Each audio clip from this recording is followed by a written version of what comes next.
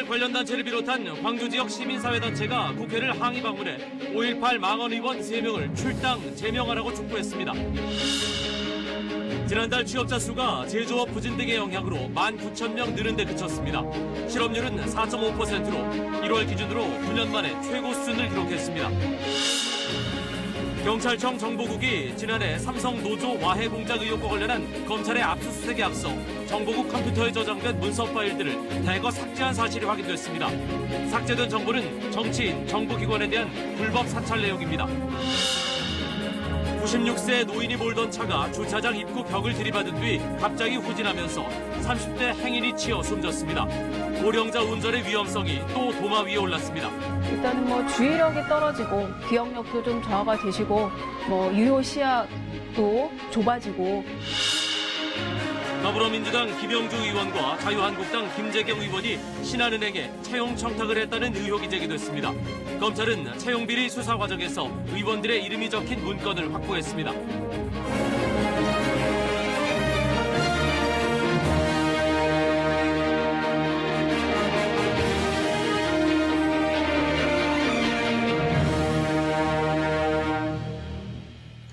아홉시 뉴스 시작하겠습니다. 5.18 민주화 운동 관련 단체의 대표단이 오늘 국회를 항의 방문했습니다. 자유한국당 대표실을 찾아서 망언을 한 새 의원을 제명하라고 촉구했습니다. 자유한국당 김병준 비대위원장은 의원직 제명에 대해서는 생각이 다를 수 있다고 말했습니다. 저 소식 최형원 기자가 취재했습니다. 5.18 관련 단체 대표단이 국회를 항의차 찾았습니다. 40년 가까이 된 상처를 왜 또다시 들춰내냐는 호소가 이어졌습니다. 그 분노와 화를 지금도 한시도 사귀지를 못하고 계십니다. 이렇게 그 눈물을 흘리고 있는 그런 가족들에 대해서 망언을 짓거린다고 하는 것은 정말 인간이라고 할 수도 없는 부분이죠. 5.18 유공자 명단을 공개하라는 주장에는 이미 대부분의 명단이 나와 있다며 무엇을 더 공개해야 하느냐고 답답해했습니다. 우리 5.18 기념문화센터 뒤에 가면은 지하실이 있습니다. 지하 공간이 하나 있는데 거기에 우리 4,000여 명의 명단이 처음 공개되어 있습니다. 예전부터 다 공개되어 있는 사실입니다. 그런데 공개 안 됐냐 그걸 자꾸 얘기해도 또 공개하라고 얘기를 합니다. 망언 의원들이 소속된 자유한국당을 찾아서는 해당 의원의 출당과 의원직 제명을 요구했습니다. 국회의원 자격을 박탈할 수 있도록 자유한국당도 제명의 입장으로 참여하겠다는 입장을 밝혀주시기를. 어제 뒤늦게 사과했던 김병준 비대위원장은 문제 발언은 당의 공식 입장이 아니라고 거듭 사과하며 5.18 묘역 참배도 검토하겠다고 밝혔습니다. 그러나 출당과 제명 요구에는 즉답이 어렵다며 선을 그었습니다. 의원 제명이라든가 이런 부분에 있어서는 아마 틀림없이 그 이견이 있을 수 있다고 생각합니다만 하여튼 최대한 저희들이 노력을 해서. 반면 나머지 네 당은 새 의원에 대한 의원직 퇴출 절차를 서두르겠다고 거듭 밝혔습니다. 자유한국당이 발언을 한 새 의원은 반드시 국회에서 퇴출을 시키겠습니다. 한편 민주당은 5.18 왜곡 날조 비방행위에 대한 처벌법 마련에 앞서 학계 의견을 수렴한 뒤 조만간 최종안을 내기로 했습니다. KBS 뉴스 최영원입니다. 자유한국당에서 오늘 징계위원회가 열렸습니다. 파문을 부른 새 의원에 대한 징계 여부를 결정하기 위해서입니다. 그런데 징계에 반대하는 사람들이 몰려와 도망다니듯 몰래 회의를 해야 했습니다. 회의에서는 3명의 의원들이 법적 책임이 있는지, 얼마나 당에 피해를 끼쳤는지 서로 견해가 엇갈렸다고 합니다. 결론은 당연히 못 냈습니다. 김비치라 기자가 보도합니다. 자유한국당 윤리위 회의는 시작부터 쉽지 않았습니다. 김진태 의원 지지자들이 윤리위 제소에 항의했고 국회로 몰려와 집회를 이어갔습니다. 이 과정에서 국회를 찾은 5.18 단체 회원들과 마주치기도 했습니다. 결국 자유한국당 윤리위원들은 장소까지 바꿔가며 숨바꼭질 회의를 이어갔습니다. 어디로 가세요? 문제의 공청회를 누가 실질적으로 주최했는지, 행사에 어느 정도 관여했는지가 논의의 핵심이었습니다. 공청회 현수막엔 김진태, 이종명 의원 이름이 주최자로 나란히 적혔지만 윤리위는 이종명 의원이 행사를 주도적으로 준비했고 김 의원은 이름을 함께 올렸다고 파악한 것으로 전해졌습니다. 지만원 씨 역시 이 의원이 자신을 5.18 조사위원으로 추천했지만 탈락하게 되자 미안하다며 공청회 발제를 부탁해왔다고 밝혔습니다. 그 황당하게 나를 못하게 하니까 반드시 국회에서 한번 자기가 이거를 주관을 좀 한번 해야 되겠다. 그래가지고 이제 그 사람이 이제 주도해서 한 거예요. 김순례 의원의 경우 개최에는 관여하지 않았지만 현장 분위기에 따라 발언 수위가 높아졌다고 해명한 걸로 알려졌습니다. 윤리위는 그러나 4시간 회의 끝에도 결론을 내지 못했습니다. 문제의 발언이 현행법에 어긋나는지, 당에 피해를 끼쳤는지를 놓고 법리적 해석, 징계 여부나 수위에 대한 판단이 엇갈렸다고 합니다. 김진태 의원은 당대표, 김순례 의원은 최고위원회에 출마한 상태. 중징계를 받으면 피선거권을 잃을 수도 있습니다. 솜방망이 징계로 면죄부를 주는 것 아니냐는 여야 4당의 비판이 거세지는 가운데 한국당은 내일 윤리위와 비대위 회의를 연달아 열어 논란에 매듭을 짓겠다는 방침입니다. KBS 뉴스 김비치라입니다. 네, 이번엔 전두환 씨 자택으로 가보겠습니다. 1980년 5.18 진압작전의 핵심 인물이 당시 전두환 보안사령관이었고 최근 전 씨는 회고록에서 북한군 개입 정황을 언급하기도 했습니다. 서울 연희동 자택에 취재기자 나가 있습니다. 유호인 기자, 2017년 전 씨의 회고록이었죠. 북한군 개입 정황. 이번 자유한국당 의원들의 발언과 맞닿아 있는데 혹시 전 씨 입장이 나왔습니까? 네, 전 씨 측은 KBS 취재진에게 최근 논란이 대단히 부담스럽다 이런 반응을 내놨습니다. 언급한 회고록에서 전 씨는 5.18 헬기 사격을 증언한 고 조비오 신부를 거짓말쟁이라고 적시해 재판을 받고 있는데요. 최근 한국당의 5.18 비하 발언으로 악화된 여론이 이 재판에도 영향을 미칠까 걱정된다 이렇게 밝혔습니다. 네, 자신의 재판이 걱정된다. 그런데 그동안 이 재판에 나오지 않았습니다. 알츠하이머 같은 건강 문제를 내세워서 다음 재판 땐 나올까요? 네, 다음 재판은 다음 달 11일 광주에서 열립니다. 전 씨 측은 이번엔 재판에 나가겠다고 밝혔습니다. 알츠하이머를 앓고 있다는 전 씨는 지난해 말 부부 동반 골프를 쳤다는 게 알려져 논란이 됐죠.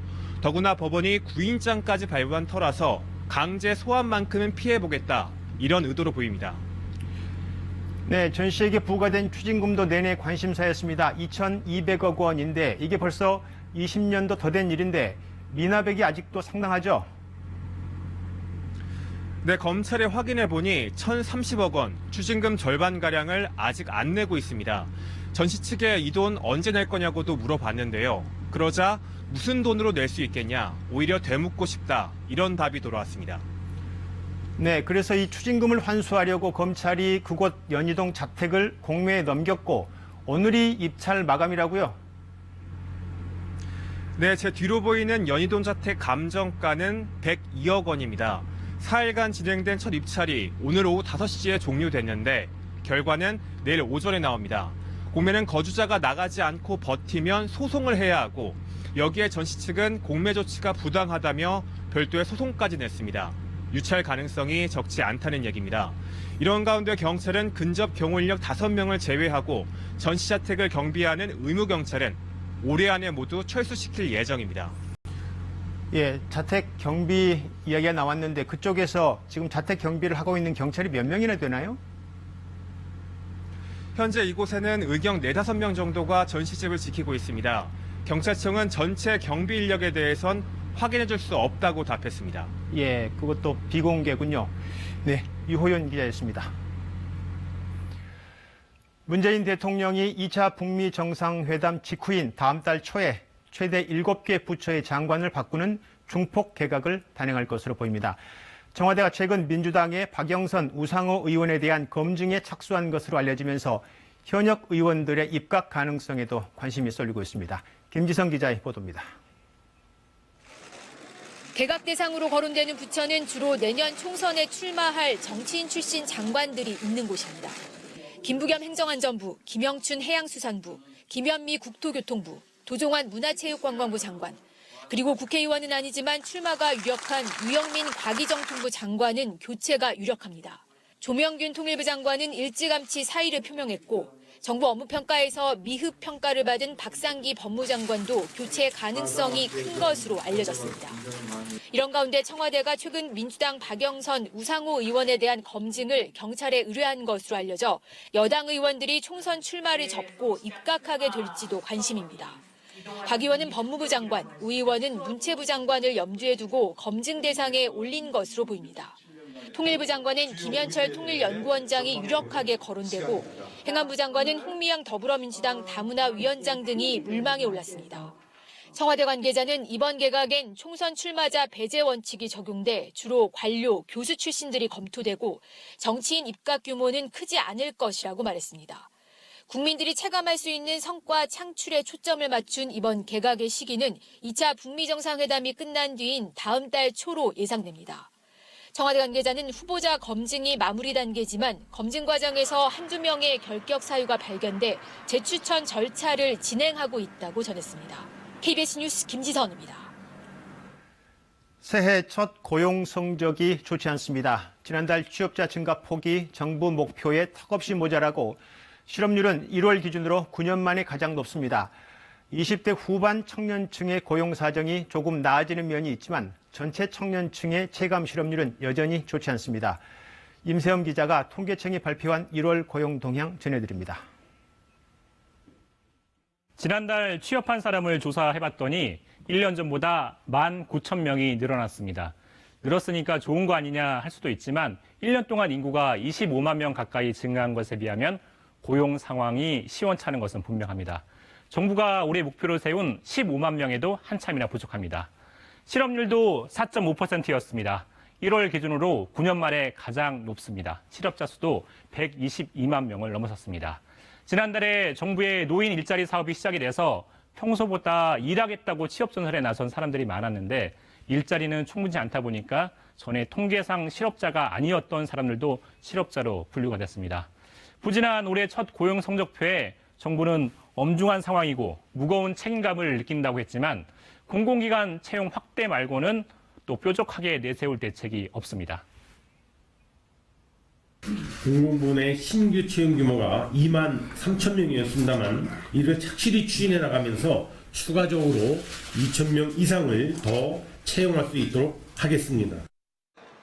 일자리를 구하려는 청년들이 늘면서 1월 청년 실업률 역시 8.9%로 3년 만에 가장 높았습니다. 당장 적극적인 구직 활동을 벌이고 있는 건 아니지만 취업을 준비하는 청년층까지 포함하는 체감 실업률은 23.2%까지 상승했습니다. 다만 20대 후반의 고용은 통계상 개선되는 면도 있습니다. 폭발적으로 인구가 증가해 경쟁이 심한 이른바 에코 세대지만 이 연령층은 늘어난 인구 수보다 일자리 수가 더 빠르게 증가한 덕에 고용률은 지난해 하반기부터 나아지는 추세입니다. KBS 뉴스 임세훈입니다. 네, 여기서 우리 시대 청년의 고통의 근원으로 꼽히는 청년 일자리 문제 좀 더 깊게 짚어보겠습니다. 청년 고용의 본질적 문제는 취업자 수치가 아니고 일자리의 질에 있습니다. 대기업, 공공기관으로 청년들이 몰려서 경쟁이 너무 치열하죠. 서류 통과도 힘들 정도로 말이죠. 그래서 이들 청년들에게 눈높이 좀 낮춰라, 앞으로 성장 가능성을 보라고 하지만 실제 중소기업에서 일해본 청년들은 모르는 소리 말라고 반박하고 있습니다. 직접 들어보시죠. 성민수 기자입니다. 9급 공무원 시험을 준비 중인 30대 청년입니다. 낮에는 한 중소기업에서 4년째 영업직으로 일하고 있습니다. 엄격한 규정 아래 움직이는 공공기관이나 대기업과 달리 주먹구구식으로 운영되는 듯한 조직 문화가 싫어 이직하기로 마음먹었습니다. 그 말에 그 법이 되고 어떻게 보면 규칙도 다 만들어주시고 근데 그거를 좋게 활용을 하는 게 아니라 그냥 그걸 되게 악용하는 느낌이죠. 마케팅 회사에서 2년간 일하던 이 20대도 얼마 전 회사를 그만뒀습니다. 월급은 적지 않았지만 철야의 주말 근무까지 일이 끊임없이 늘었기 때문입니다. 야근이 많은 건 상관없다고 생각했지만 막상 들어갔을 때 그걸 너무 당연시하는 문화가 있으니까 이거는 개선이 안 되겠다 싶어요. 중소기업 기피 이후로 낮은 급여를 꼽은 청년들은 5명 중 1명에 불과했습니다. 오히려 고용 불안정이나 성취감, 발전 가능성 등 일자리의 질을 고려하는 경향이 뚜렷하게 나타났습니다. 대기업들이 제공하는 다양한 복지제도에서 소외되는 것도 중소기업을 외면하는 큰 이유입니다. 직장 보육시설이나 건강검진, 은행대출, 학자금, 콘도 등 급여만으로 따질 수 없는 각종 혜택들이 대중소기업 간 격차를 벌리고 있는 겁니다. 기업 복지 이 차이 있고 대기업하고의 임금이라든가 차이 부분을 좀 정부가 채웁니다 해가지고 일정하게 메꿔주는 것이 일터가 곧 삶의 질과 직결되는 현실에서 청년들의 이른바 대기업 쏠림 현상은 계속될 수밖에 없습니다. KBS 뉴스 성민수입니다. 네, 결국 대기업과 중소기업의 격차를 해소하지 않으면 앞으로도 청년 일자리 문제는 풀리기 어려워 보입니다. 여기서 일본 상황을 잠깐 보시죠. 역사와 상황이 달라서 단순 비교하기는 어렵지만 일본 중소기업에 청년들이 몰리는 건 생각해 볼 대목인 것 같습니다. 홍진아 기자가 일본 현지 다녀왔습니다. 직원 20명이 일하는 작은 IT 회사. 35살 후나 바시 씨는 3년 전 유명 대기업에서 이곳으로 이직했습니다. 子供のご飯とかお風呂とかあと寝かしつけとかやってその後にまた自分で起きて会社のたまった仕事をやって 연봉이 조금 깎이긴 했지만 자율 출퇴근제로 원하는 시간대에 여가 생활을 할 수 있는 근무 환경이 무엇보다 만족스러웠습니다. ほぼ残業がほとんどない会社です。あとは自分の趣味に使う時間というのがすごく取れるようになったのはいいなと思ってます。 일본에서는 대학을 졸업한 신입 직원 30% 정도가 3년 안에 직장을 그만두는 것으로 나타났습니다. 직장을 그만두는 가장 큰 이유는 긴 근로시간 때문이라는 응답이 가장 높았습니다. 삶의 질을 찾아 임금과 복지가 비슷한 중소기업으로 청년들이 발길을 돌리는 겁니다. 실제로 일본 중소기업 임금은 대기업의 80% 정도로 절반 수준인 우리나라보다 임금 격차가 훨씬 작습니다. 기업이 제공하는 복지는 전체 임금의 약 4% 정도로 대부분 주거 지원에 집중됩니다. 대기업과 중소기업 간 성과 공유가 제대로 이뤄지고 있기 때문인데 하청기업 직원들의 생계도 보장해야 한다는 책임의식이 무엇보다 강합니다. 맨 밑에 있는 사람들도 어느 정도 일한 만큼 대가를 받을 수 있도록 임금이나 복지 이런 것도 자기 하청기업에도 어느 정도 가질 수 있도록 성과 배분을 하고 있다라고. 여기에 우수 인력을 확보하기 위한 중소기업들의 적극적인 근로환경 개선 노력도 청년들을 끌어모으는 원동력이 되고 있습니다. KBS 뉴스 홍진아입니다. 경찰청 정보국의 뿌리 깊은 악습과 그 악습을 덮기 위한 또 다른 범죄를 고발하겠습니다. 지난해 5월 경찰청 정보국의 컴퓨터가 밤새 가동되고 있었습니다. 가동된 프로그램은 WPM, 파일 영구 삭제 프로그램입니다. 정보국이 생산한 정보 파일을 스스로 밤새 삭제하고 있었던 겁니다. 삭제된 정보는 전임 정부의 경찰이 불법 사찰한 내용입니다. 예를 들면 어느 정치인의 침해설, 불륜설, 혹은 인권위 직원이 진보적이다, 이런 것들입니다. 문제는 삭제 시점이 현 정부에서 경찰 개혁위를 만들어서 정보경찰 바꿔보겠다고 한 뒤였습니다. 먼저 이지윤 기자가 보도합니다. 지난해 6월 검찰이 서울 한남동 경찰청 정보국 분실을 전격 압수수색했습니다. 정보국 소속 경찰관이 삼성 노조 와해 공작에 개입한 혐의를 포착한 겁니다. 하지만 정보 분실 컴퓨터들은 대부분 파일이 영구 삭제돼 있었습니다. 사실상 깡통 PC였습니다. 그런데 PC에 이상한 프로그램이 깔려 있었습니다. WPM이라는 영구 삭제 프로그램이었습니다. WPM을 이용해 파일 덮어쓰기를 7번 반복하면 어떤 장비를 동원해도 다시는 파일을 복구할 수 없습니다. 하드디스크 전체나 일부 폴더에 대해서 완전히 없애버리는 거기 때문에 포렌식 장비라고 해도 이제 보이진 않습니다. 복구가 안 된다는 얘기죠.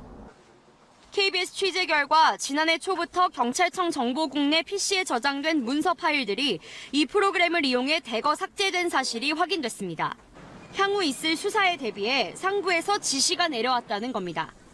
지방청에서 일제 전화가 오나 봐요. 정치인 관련 보고서 그런 게 남아있으면 삭제하고 다 없애라. 복수의 경찰 정보관들은 KBS에 밤새도록 PC를 갈아 엎었다. 주말과 새벽에도 삭제 프로그램을 가동시켰다고 밝혔습니다. 자신이 만든 것뿐만 아니라 PC에 이전부터 저장돼 있던 모든 문서 파일이 영구 삭제 대상이었다고 설명했습니다. 검찰은 경찰이 이들 문서를 삭제한 경위에 대해 조사할 방침입니다. KBS 뉴스 이지윤입니다. KBS 취재에 대해서 경찰정보국은 수사를 피하려고 일부러 파일을 영구 삭제한 게 아니라고 하고 있습니다. 원래 열람한 후에 파기하는 게 원칙이라는 거죠.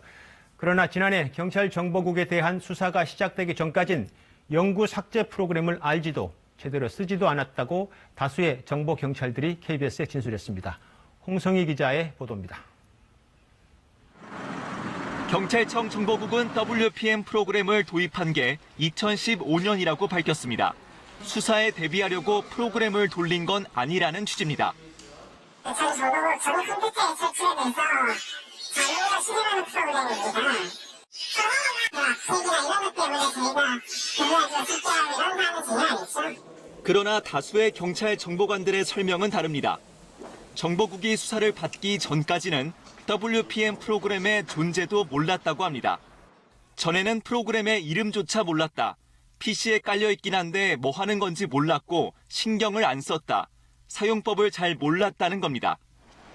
그러나 지난해 초 검찰의 영포빌딩 압수수색에서 경찰의 사찰 문건이 대거 발견되자 정보국에 비상이 걸린 것으로 전해졌습니다. 그 뒤 PC에 문제가 되는 문건을 삭제하라는 윗선의 지시가 내려졌다는 증언도 나왔습니다. 일선에서는 뭐 지우라고 지시가 내려왔니 어떠니 뭐 이런 얘기를 저기 시작했죠. 정보 분쇄들의 그런 얘기가 내려왔다. 지난해 말에는 경찰청 정보국 직원들이 2인 1조로 지방경찰청을 돌며 삭제 상황을 점검한 것으로 알려졌습니다. 검찰 수사에 대비해 문건을 삭제한 것 아니냐는 의혹이 드는 대목입니다. 정보국의 파일 영구 삭제는 경찰개혁위원회의 권고에도 정면으로 배치됩니다. 개혁위는 지난해 5월 정보 문서에 대한 열람 후 폐기 원칙을 바꾸라고 공고했습니다. 일률적으로 파기하지 말고 공공기록물 관리법에 따라 보관하라고 한 겁니다. 개혁위의 권고는 정권을 위해 비밀리에 활동했던 정보경찰을 시민의 품으로 돌려놓자는 취지입니다. KBS 뉴스 홍성입니다. 서울 강남의 클럽 버닝썬 대표가 오늘 경찰에 소환됐습니다. 처음 시작은 폭행 의혹이었지만 이젠 클럽 내부에서 마약 투약 혐의, 성관계 불법 촬영 의혹, 경찰과의 유착 의혹까지 경찰이 수사하고 있습니다. 박민철 기자의 보도입니다. 지난해 11월 김상규 씨와 직원들 사이에 폭행 시비가 벌어졌습니다. 이어 경찰이 출동하고 김 씨를 체포했습니다. 김 씨는 조사를 받은 뒤 경찰이 폭행 피해자인 자신을 과잉 진압했다며 클럽과 경찰관의 유착 의혹을 제기했습니다. 이사들이 일반인을 때린 경우가 되게 잦았다. 경찰들이 이제 그렇게 그냥 왔다 가는 경우가 되게 많고. 파문이 커지자 전담 수사팀을 꾸린 경찰은 버닝썬 이문호 대표와 영업사장을 참고인 신분으로 소환해 경찰과의 유착 의혹을 집중 조사했습니다. 버닝썬 폭행 사건 당시 출동한 경찰관과 담당 형사들의 통신 기록, 계좌 내역, 112 신고 기록 등도 확보했습니다. 버닝썬과 경찰관 사이에 돈이 오간 적이 있는지 확인하기 위해서입니다. 마약 의혹에 대한 수사도 속도를 내고 있습니다. 경찰은 클럽 안에서 손님들이 마약을 투약한 혐의로 입건된 2건의 사건을 토대로 마약 유통 경로를 수사하고 있다고 밝혔습니다. 다만 클럽 차원에서 마약을 조직적으로 공급했다는 의혹에 대해선 아직 단서가 없다고 전했습니다. 버닝썬에서 촬영된 것으로 추정되는 성관계 영상과 관련해선 클럽 임원을 참고인으로 불러 불법 촬영 여부 등을 조사했습니다. 버닝썬 측은 제기된 모든 의혹은 사실이 아니라고 해명했지만 경찰은 조만간 버닝썬에 대한 강제 수사에 돌입할 계획입니다. KBS 뉴스 박민철입니다. 어제 서울 강남에서 90대 노인이 운전하던 차량에 행인이 치여 숨지는 사고가 났습니다. 고령 운전자가 늘어나는 만큼 비슷한 사고도 늘고 있어 대책이 필요해 보입니다. 김소영 기자가 보도합니다. 한 호텔 주차장 앞, 진입로가 가파른 비탈길입니다. 주차장으로 들어가던 SUV 차량이 벽을 들이받고는 갑자기 경사로를 빠르게 후진했습니다. 운전자 유모 씨의 나이는 96살이었습니다. 후진한 속도는 아니었고 거의. 왜냐면 보통 내리막길에서는 브레이크만 떼잖아요. 브레이크만 떼는 속도가 아니었어요. 유 씨는 경찰에서 벽을 받은 뒤 당황해서 후진 기어를 넣는 바람에 뒤에 있던 승용차와 행인을 쳤다고 진술했습니다. 차에 치인 30살 이모 씨는 숨졌습니다. 자기는 도시 들어가서 신고가 꼭 느껴지면서 시간이 걸렸어요. 2017년에는 75살 운전자가 버스를 들이받고 정류장으로 돌진해 1명이 숨지고 4명이 다쳤습니다. 지난해 11월에는 72살 운전자가 가속 페달을 브레이크로 착각해 병원으로 돌진했습니다. 65살 이상 운전자가 낸 교통사고는 꾸준히 증가해 2017년에는 전체 교통사고 중 12%를 차지했습니다.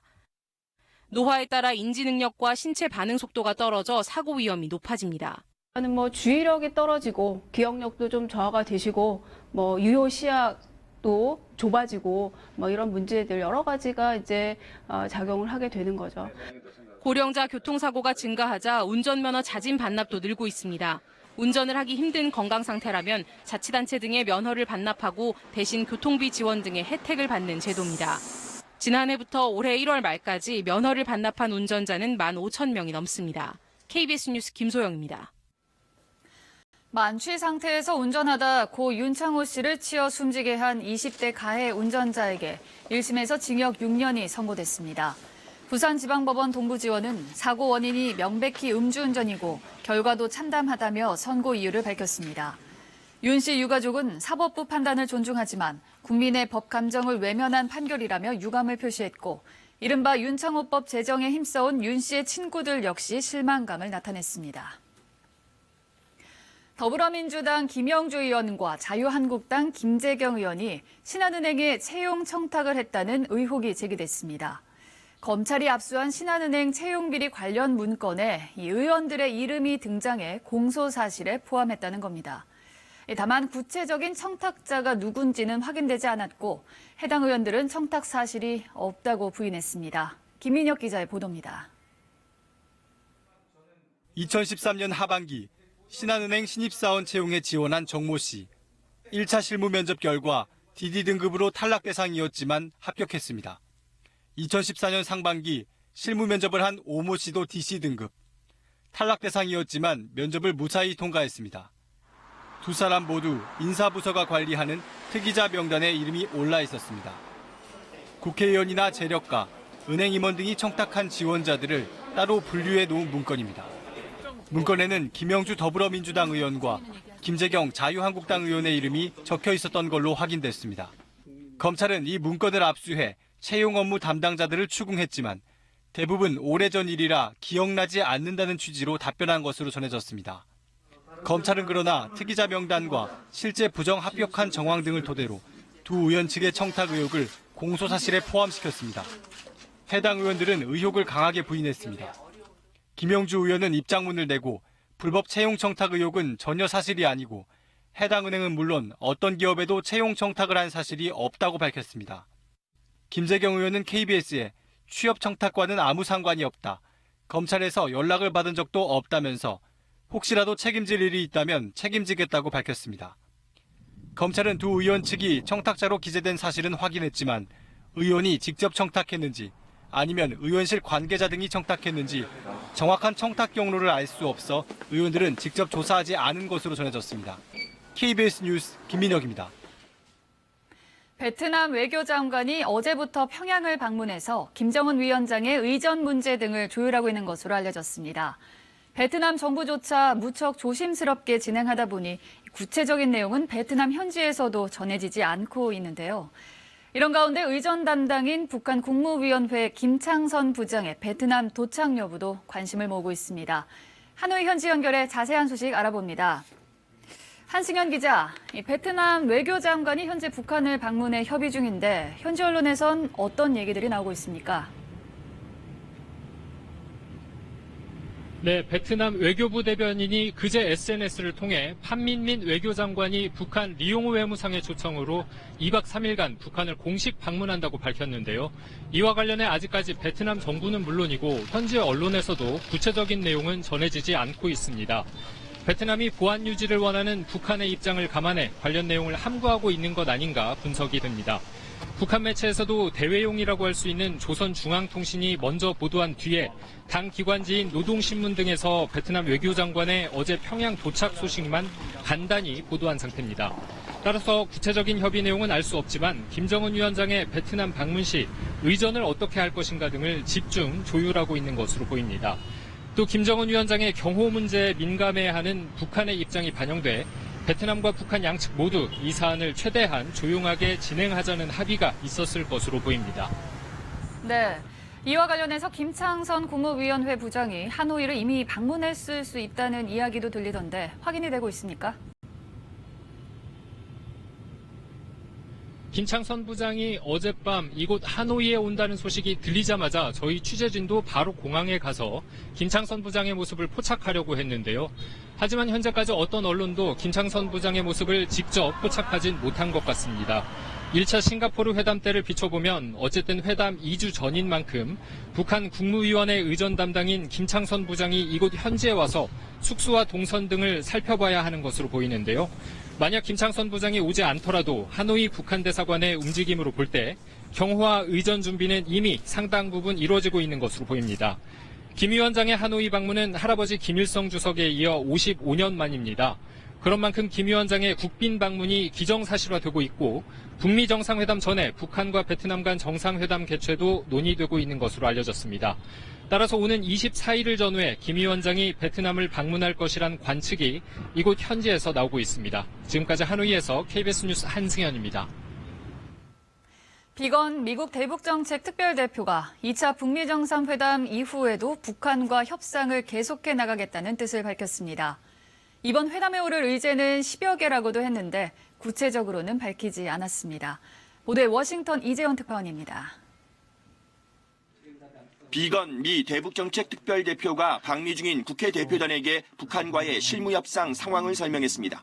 지난주 평양협상은 본격적인 협상이 아니라 양측의 요구를 확인하는 자리였다고 했습니다. No negotiation, 그러니까 협상은 아니었다라는 거예요. 그 대신 원하는 바, what do you want에 대해서 서로 상호간에 이렇게 리스트 같이. 비건 대표는 정상회담 의제는 합의됐다고 했는데 영어로 dozen, 즉 10여 개라고 말했다고 국회 대표단은 전했습니다. 의제를 구체적으로 언급하진 않았습니다. 다만 북한이 바라는 상응 조치가 제재 완화, 연락사무소 설치, 개성공단, 금강산 관광 재개, 종전선언이냐는 국회 대표단 질문엔 이렇게 답했다고 전했습니다. 정확하다, 그러니까 의원님이 정확하게 짚었다 이렇게 얘기를 하는 걸 뉘앙스를 봐서는 그 단계적 사안별로. 비건 대표는 2차 북미 정상회담 이후에도 협상 계속 방침을 시사했다고 전했습니다. 정상회담 끝나고도 계속 협상을 해나가야 된다. 이렇게 말씀하신 걸로 봐서 이 협상 내용이 그렇게 많이 진도가 나가지는 못했다는 걸. 다음 주엔 북미가 공동성명 초안을 조율할 것 같다고 국회 대표단은 전했습니다. 북미 모두 성과가 필요한 상황입니다.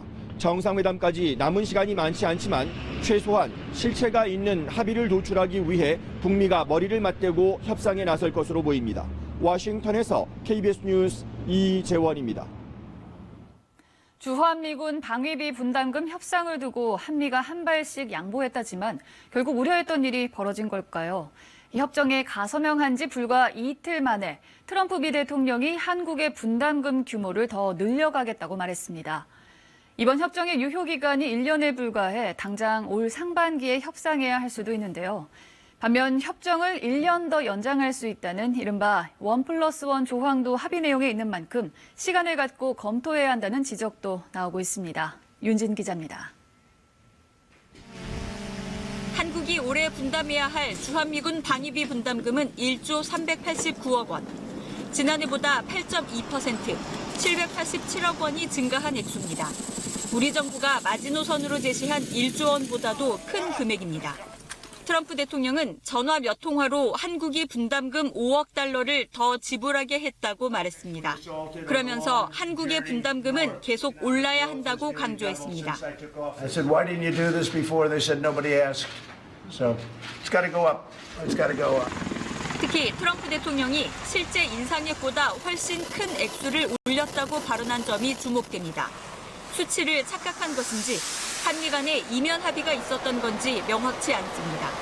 합의한 액수는 분명히 1조 389억 원입니다.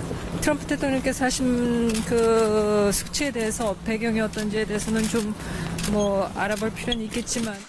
게다가 이번 협정의 유효기간은 1년. 이르면 올 상반기부터 분담금 협상이 다시 시작될 수 있습니다. 다만 올해 협상이 적기에 타결되지 않으면 협정을 1년 연장할 수 있다는 부속 조항이 있어 미국의 추가 인상 압력이 거셀 경우 협상을 1년 미룰 수 있는 여지는 있습니다. 시간을 벌면서 우리의 어떤 전략과 협상 제도라든가 재검토해서 이걸 보완할 수 있는 측면에서는 도움은 될 것 같아요. 또 지금처럼 총액 기준이 아닌 세부 항목별로 인상률을 협상하는 방안도 대안으로 제기됩니다. KBS 뉴스 윤진입니다. 뉴스 주민 시간입니다. 정윤섭 기자 나와 있습니다.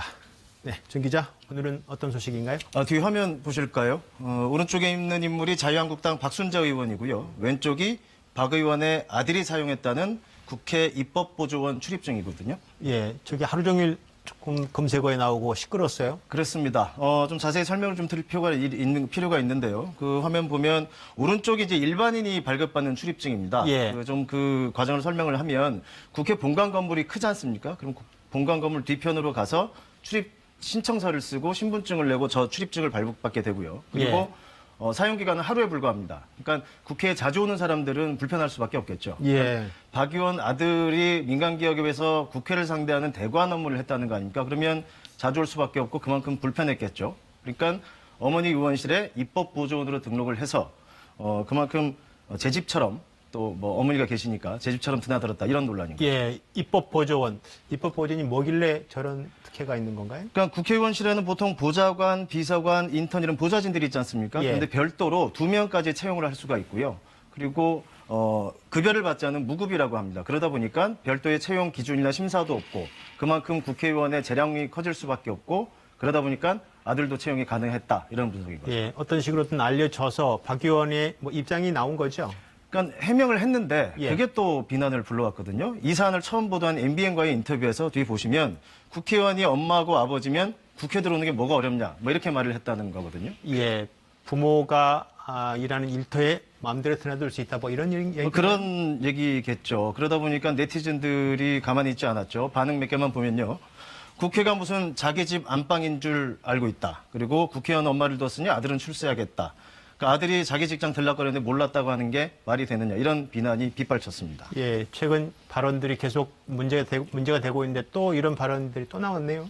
그러니까 이런 사안들이 있을 때마다 항상 뭐 과거 일에 소환된다고 할까요? 오늘 이제 기사가 또 올라온 건데 예. 10년 전에 딸의 결혼식을 자신의 지역구에서 했는데 이때는 당시 여당의 최고위원이었거든요. 그러면 여당 실세의원들 많이 왔고 예. 축의금을 내려고 50m나 줄을 섰다. 뭐 이렇게 기사도 표현돼 있는데 예. 이때 그래서 국회의원들이 국회의원 자격으로 적절했냐는 논란이 있었는데 그 박 의원이 했던 해명이 딸을 시집 보내는 엄마의 마음이 이 보도 때문에 논란이 돼서 심심한 유감의 뜻을 표한다. 이렇게 또 해명을 했었습니다. 네, 뉴스주민 정윤석 기자였습니다.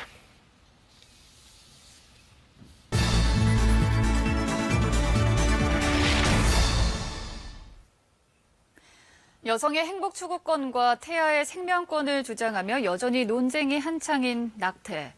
현재 우리나라는 원치 않는 임신이라는 이유로 낙태하는 건 불법입니다. 하지만 현실은 임신한 적이 있는 여성 10명 중 4명이 낙태를 경험했다는데요. 이 여성을 범죄자로 만드는 낙태죄를 폐지하고 스스로 출산을 결정하도록 해야 한다는 요구가 큽니다. 먼저 이지은 기자입니다. 이 여성은 첫 아이를 낳고 얼마 안 돼 임신을 했다가 낙태를 선택했습니다. 한꺼번에 아이 둘을 키울 여건이 안 됐기 때문입니다. 그 뒤에도 원치 않는 임신으로 2번 더 낙태를 했습니다. 제 주위에도 워낙 낙태가 빈번했었고 그리고 병원에 가서 뭐 정말 산부인과 가가지고 제 몸을 위해서 이제 수술하고 좀 괜찮다는 영양제도 맞고 하면서 낙태는 요즘도 드물지 않은 일입니다. 지난해 한 조사에서는 임신 여성의 절반 이상이 낙태를 고민하고 10명 중 4명은 실제 낙태를 경험했다고 응답했습니다. 낙태 이유로는 경제적 준비가 되지 않아서가 가장 많았고 학업과 일을 계속해야 해서가 그 다음이었습니다. 어쩔 수 없이 고통스러운 선택을 한 여성은 곧바로 불법의 굴레마저 쓰게 됩니다. 몸에 부담되는 수술을 주위의 눈치를 살피며 숨어서 받아야 합니다. 죄책감과 불안감에 더 큰 고통을 받습니다. 시술 의사도 처벌받을 수 있어 진료기록부조차 작성하지 않는 병원이 많습니다. 낙태를 처벌하는 법이 위험한 시술을 부추기는 셈입니다. 배가 아프고 뭐 피가 나고 이런 문제 때문에 그 병원에 다시 갔더니 이게 수술이 잘못되었었던 거예요. 어디에도 도움을 청하거나 알리거나 그럴 수 없었던 거는 본인이 어쨌든 낙태죄라는 범죄를 저지른 상황이 되어버렸기 때문에. 이 때문에 여성의 결정권을 존중해 안전하게 임신 중절을 받을 권리를 보장하라는 목소리가 높습니다. 도덕적으로 낙태를 반대한다면서 이렇게 오히려 더 산모들을 낙태 위험에 더 빠뜨리는 게 아닌가. 의료계에서는 국내에서 시행되는 낙태 수술을 연간 80만 건, 최소 50만 건 정도로 추정합니다. KBS 뉴스 이지은입니다. 이런 임신 중절 수술은 현행법상 대부분 불법이지만 정작 처벌하는 경우는 거의 없습니다. 법 따로, 현실 따로인 건데요. 헌법재판소는 조만간 위헌 여부를 결정할 예정입니다. 이어서 조혜진 기자가 보도합니다. 낙태죄를 폐지하라는 청와대 국민청원에 23만 명이 참여했습니다. 청와대도 낙태죄의 법적 한계에 공감하는 답을 내놨습니다.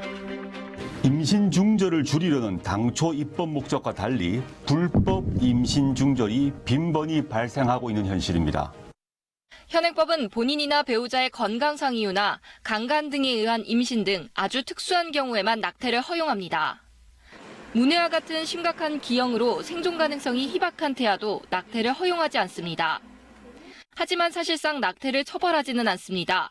낙태죄 위반으로 기소된 건수는 한 해 평균 20건도 안 됩니다. 재판을 받아도 선고유예 판결이 나는 경우가 대부분입니다. 이런 통계에 비춰봤을 때는 지금 낙태 근절이라는 낙태죄의 취지가 사문화되었다라고 생각이 됩니다. 보건복지부도 지난해 낙태 수술을 한 의사에 대한 제재를 강화하려다 의사들이 반발하자 시행을 보류했습니다. 이미 OECD 국가 중 대부분은 낙태를 허용하고 있습니다. 미국이나 영국 같은 경우에는 1970년대 이미 50년 전부터 낙태를 허용하고 의사를 처벌하지 않습니다. 2012년 낙태죄의 합헌 결정을 내렸던 헌법재판소는 최근 다시 위헌 여부를 살펴보고 있습니다. 그간 달라진 사회 분위기를 고려할 수밖에 없으리란 예측이 나옵니다. 정부가 내일 발표하는 9년 만의 낙태 실태 조사도 헌재 최종 판단의 주요 근거가 될 것으로 보입니다. KBS 뉴스 조혜진입니다. 서울시가 내일부터 승차 거부를 만이한 22개 택시 회사에 일시 운행 정지 처분을 내린다고 밝혔습니다.